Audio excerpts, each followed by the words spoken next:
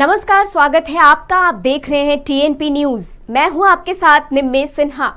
प्रदेश में एक बार फिर बड़े स्तर पर प्रशासनिक फेरबदल हुआ है। जानकारी के मुताबिक राज्य में 4 आईएएस अफसर और 6 वरिष्ठ पीसीएस अफसरों का ट्रांसफर हुआ है। आपको बता दें कि जिन अधिकारियों के तबादले किए गए उनमें खुर्जा विकास प्राधिकरण की उपाध्यक्ष निशा प्रतीक्षारत हैं। डीएम चंद्र प्रकाश सिंह को वीसी बुलंदशहर खुर्जा विकास प्राधिकरण का अतिरिक्त चार्ज दिया गया है। वहीं डॉक्टर सरोज कुमार को विशेष सचिव सचिवालय प्रशासन का पद मिला है और ज्ञानेश्वर त्रिपाठी को विशेष सचिव सामान्य प्रशासन विभाग का चार्ज दिया गया है। योगी सरकार राज्य के भले के लिए लगातार प्रशासनिक स्तर पर भी नकेल कसे हुए हैं। सीएम योगी आए दिन अलग अलग विभागों की समीक्षा बैठक कर रहे हैं, जिसकी वजह से अफसरों अधिकारियों की परफॉर्मेंस चेक की जा रही है। बता दें कि कुछ दिनों पहले भी बड़ी संख्या में आईएएस आईपीएस अफसरों के तबादले हुए थे। सीएम योगी सहारनपुर दौरे पर रहे, जहां उन्होंने विकास कार्यों का निरीक्षण किया। इसके साथ ही सीएम ने जनप्रतिनिधियों और पदाधिकारियों के साथ बैठक की। बैठक के दौरान उन्होंने विकास कार्यों में तेजी लाने के लिए सख्त निर्देश दिए और कहा कि अगर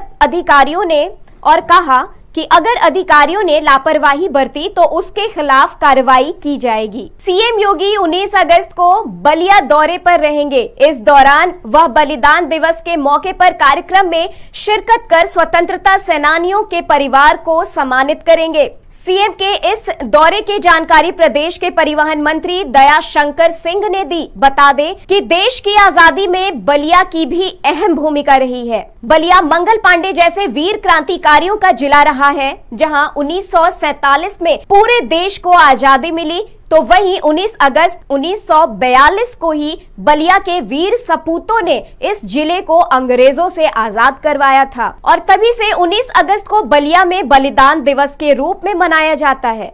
आजादी के अमृत महोत्सव में पूरा देश जो है आजादी के अमृत महोत्सव में डूबा हुआ है, लेकिन पूरे देश से बलिया एक विशेष है।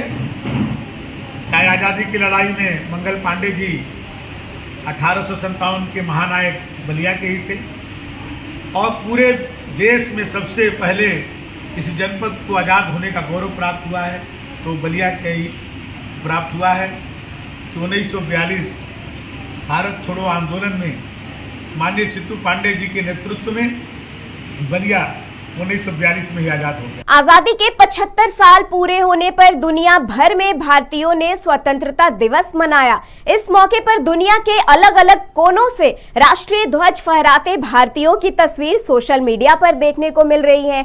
इसी कड़ी में अमेरिका के न्यू जर्सी भारतीय समुदाय के लोगों ने तिरंगा यात्रा निकाली। इस यात्रा की खास बात ये रही कि यात्रा में झंडों के साथ साथ बाबा का बुलडोजर भी नजर आया और लोगों ने भारत माता की जय के नारे लगाए। योगी सरकार प्रदेश को इंटर डिस्ट्रिक्ट कनेक्टिविटी की एक बड़ी सौगात देने जा रही है।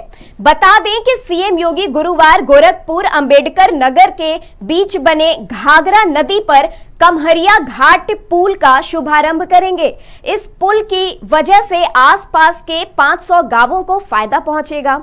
इसके साथ ही इस पुल के चालू होने के बाद से गोरखपुर और प्रयागराज के बीच दूरी करीब 80 किलोमीटर कम हो जाएगी। सपा प्रमुख अखिलेश यादव ने रेलवे की तरफ से किए गए बदलाव को लेकर बीजेपी सरकार पर तंज कसा है। अखिलेश यादव ने ट्वीट करते हुए लिखा कि 1 साल के बच्चों पर फुल रेल टिकट लगाने वाली बीजेपी सरकार का शुक्र मनाइए कि उसने ये नहीं कहा कि गर्भवती महिला से रेल में अतिरिक्त टिकट वसूला जाएगा।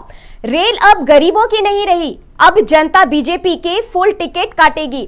बताया जा रहा है कि रेलवे नियमों में बदलाव कर दिया है। रेलवे ने अब 5 साल से कम के बच्चों के लिए भी टिकट अनिवार्य कर दिया है। अब केवल 1 साल से कम के बच्चों का टिकट नहीं लगेगा। पहले ये सीमा 5 साल तक थी। इसी मुद्दे को लेकर सपा प्रमुख ने बीजेपी पर निशाना साधा है। वाराणसी के मां श्रृंगार गौरी ज्ञान वापी केस के पैरोकार डॉक्टर सोहन लाल आर्य को पाकिस्तान से कॉल कर धमकी दी गई है।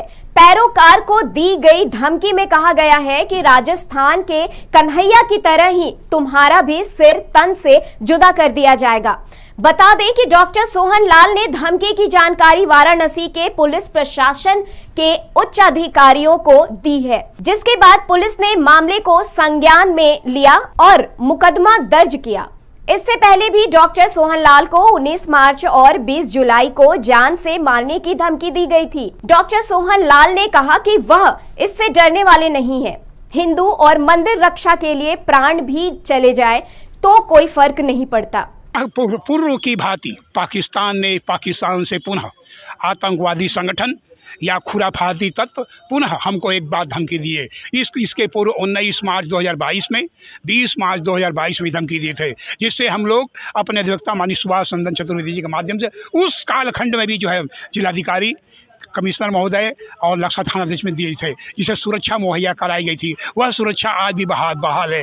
लेकिन उसी कालखंड में अब जबकि कल 18 तारीख है, पुनः 7/11 का जो है मामला विजय की ग्रसित है। निर्णय हिंदू समाज के पक्ष में आने वाला है, मंदिर समर्थकों को आने वाला है, जिससे मुस्लिम समाज से जुड़े हुए आतंकवादी संगठन जो है परेशान और जो है हतप्रभ हो गए हैं। सपा के वरिष्ठ नेता चंद्रभूषण सिंह ने अपनी ही पार्टी पर हमला बोला। वरिष्ठ नेता ने समाजवादी पार्टी पर टिकट बेचने का आरोप लगाया। साथ ही कहा कि जीवन में पहली बार देखा कि समाजवादी पार्टी के भी टिकट बेचे गए हैं। आगे चंद्रभूषण ने कहा कि आखिर वे कौन लोग हैं जिन्होंने पार्टी को बर्बाद कर दिया है। पार्टी को उन लोगों को खोजना चाहिए और उन्हें बाहर का रास्ता दिखाना चाहिए। इसके साथ ही उन्होंने पार्टी की कार्य प्रणाली को लेकर जमकर हमला बोला। उन्होंने कहा कि एक जाति विशेष से सरकार नहीं बनाई जा सकती। पाकिस्तानी आतंकी संगठन जैश ए मोहम्मद के संदिग्ध आतंकी हबीबुल उर्फ सैफुल्लाह की गिरफ्तारी हो गई है। उसकी गिरफ्तारी के बाद उसकी कुंडली खंगालने के एटीएस टीम फतेहपुर पहुंचती है। खबर है कि एटीएस ने नई बस्ती और सैयदवाड़ा में कुछ लोगों से पूछताछ की है। उसके बाद सैफुल्लाह के नजदीकी लोगों से संपर्क में जुटी है। एटीएस को सैफुल्लाह के मोबाइल से कुछ संदिग्ध नंबर मिलने की खबर है। उन नंबरों की जांच करते हुए टीम जिले में पहुंची है। दरअसल मोबाइल नंबरों के आधार पर अलग अलग वर्चुअल आईडी सैफुल्लाह ने बनाई थी। जांच में आईडी के आईपी एड्रेस के जरिए कुछ संदिग्ध को ट्रेस किया गया है, जिसके आधार पर टीम ने फतेहपुर में पूछताछ शुरू कर दी है। जांच में पता चला है कि सैफुल्लाह के करीबी महाराष्ट्र और गुजरात में है। गुजरात से ही सैफुल्लाह आया था, जिसके बाद उसकी गतिविधियां तेज हो गई थी। टीम परिवार और मिलने जुलने वालों पर नजर बनाए हुए है। वक्त हो चला है एक छोटे से ब्रेक का। TNP न्यूज एक हिंदी भाषी न्यूज चैनल है। TNP ग्रुप का मूल उद्देश्य ग्रामीण क्षेत्र के युवाओं को पत्रकारिता का ज्ञान और कौशल प्रदान करना है। अधिक जानकारी के लिए विजिट करें हमारी वेबसाइट tnpnews.in या graminreporter.com।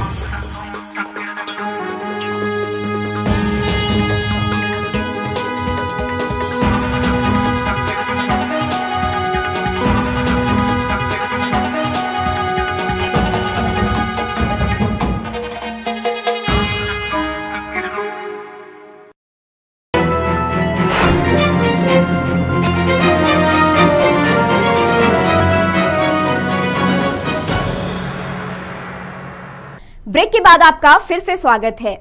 माफिया मुख्तार अंसारी को लेकर एक बड़ी खबर सामने आई है, जिसके बाद माना जा रहा है कि अब मुख्तार अंसारी की मुश्किलें और बढ़ सकती हैं। अंसारी के खिलाफ शत्रु संपत्ति के मामले में एमपी एमएलए कोर्ट ने आरोप तय कर दिए हैं। अब इस मामले में अगली सुनवाई 29 अगस्त को होगी। बता दें कि माफिया मुख्तार अंसारी पर एमपी एमएलए कोर्ट में सुनवाई के दौरान आरोप तय कर दिए हैं। एमपी एमएलए कोर्ट ने मुख्तार को व्यक्तिगत रूप से कोर्ट में हाजिर होने पर आरोपों की हस्ताक्षर युक्त कॉपी सौंपने के भी निर्देश दिए हैं। प्रदेश सरकार ने विकास प्राधिकरणों की योजनाओं को लेकर एक बड़ा फैसला लिया है। अब भवन निर्माण के लिए नक्शा पास कराने पर जल शुल्क देना होगा। बता दें कि 50 रुपए प्रति वर्ग मीटर के हिसाब से यह शुल्क लिया जाएगा। फिलहाल लखनऊ और वाराणसी को छोड़कर ज्यादातर शहरों में जल शुल्क नहीं लिया जाता है, लेकिन अब जल शुल्क नियमावली 2022 को कैबिनेट ने मंजूरी मिलने के बाद यह योजना लागू हो जाएगी। प्रदेश माध्यमिक शिक्षा परिषद ने 10वीं 12वीं बोर्ड परीक्षा 2023 के लिए फॉर्म भरने की लास्ट डेट बढ़ा दी है। बोर्ड की ओर से दी गई ताजा जानकारी के अनुसार अब यूपी बोर्ड हाई स्कूल और इंटर परीक्षा 2023 के लिए विद्यार्थी अपना परीक्षा फॉर्म 25 अगस्त 2022 तक जमा कर सकेंगे। बता दें कि इससे पहले परीक्षा फॉर्म भरने की लास्ट डेट 16 अगस्त थी, जिसे अब 25 अगस्त तक कर दिया गया है। बता दें कि लेट फीस के साथ फॉर्म भरने की लास्ट डेट बढ़ाई गई है। बिना लेट फीस के फॉर्म भरने की आखिरी तारीख 10 अगस्त थी। पीलीभीत के पूरनपुर कोतवाली क्षेत्र में नाबालिग के साथ दुष्कर्म का मामला सामने आया है। बताया जा रहा है कि एक नाबालिग लड़के ने ही नाबालिग लड़की के साथ दुष्कर्म किया। लड़की ने जब घटना की जानकारी अपने परिजनों को दी, जिसके बाद परिजनों ने पुलिस में जाकर नाबालिग लड़के के खिलाफ शिकायत दर्ज कराई। परिजनों की शिकायत के बाद पुलिस ने मामला दर्ज कर आरोपी लड़के को गिरफ्तार कर उसका मेडिकल कराया और उससे न्यायालय जेल भेजा। इस तरह की तमाम खबरों के साथ आप बने रहे TNP न्यूज के साथ। दीजिए इजाजत, नमस्कार।